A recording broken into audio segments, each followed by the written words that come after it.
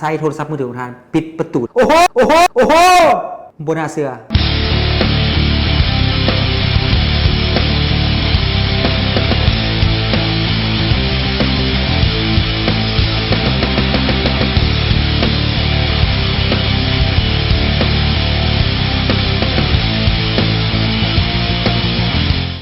สวัสดีท่านผู้ชมมื้อนี้ข้าพเจ้าจะมารีวิวมอเตอร์ประตูรีโมท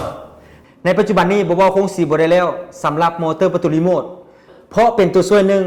ในการใช้ชีวิตเนื่องจากว่ามีบทบาทที่สำคัญหลายและเฮ็ดให้เฮาประทับใจหลายสำหรับความสามารถของมันดีมันสำคัญจังได๋ไปเบิ่งกันเลยท่านผู้ชมโอเค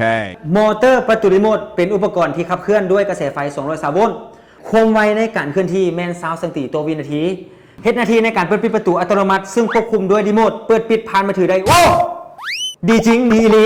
สำหรับท่านใดที่ติดตั้งประตูหน้าบ้านที่มีขนาดใหญ่ถ้าว่ายังบ่ทันติดตั้งประตูรีโมทโอ้ท่านผู้ชมเอ้ย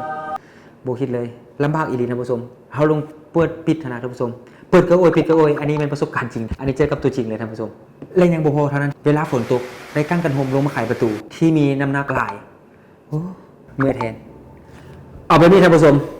ถ้าว่าทุกท่านเจอปัญหาเหล่านี้มาลองติดตั้งมอเตอร์ประตูรีโมทเบิ่งรับรองว่าปัญหาเหล่านี้จะหมดไปอย่างแน่นอน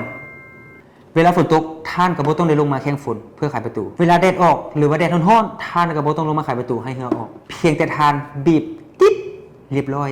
ง่ายๆและยังบ่หมดเพียงเท่านั้นยังสามารถเปิดปิดผ่านมือถือได้อีกเวลาท่านบ่อยู่หรือว่าท่านออกไปเวียกนอกลืมอัดประตูท่านก็ยังสามารถใช้โทรศัพท์มือถือของท่านปิดประตูโอ้โหโอ้โหโอ้โหบนอาเสือแต่ก็ต้องเสือคนมีอยู่จริงและคนเขาก็ใช้จริง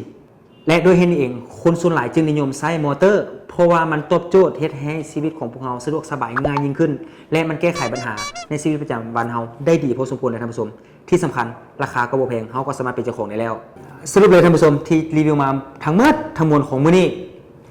อยากให้ทุกท่านรู้ว่าเวลาเราใช้ประตูนี่แล้วมันตอบโจทย์มันดีมันสะดวกสบายประหยัดเวลามันได้หลายได้ท่านผู้ชมสินค้าดีมีคุณภาพและมีประโยชน์แบบนี้รู้แล้วอย่าลืมบอกต่อสำหรับมื้อนี้ขอกล่าวคำว่าสวัสดีเดี๋ยวอย่าลืมกดไลค์กดแชร์กดติดตาม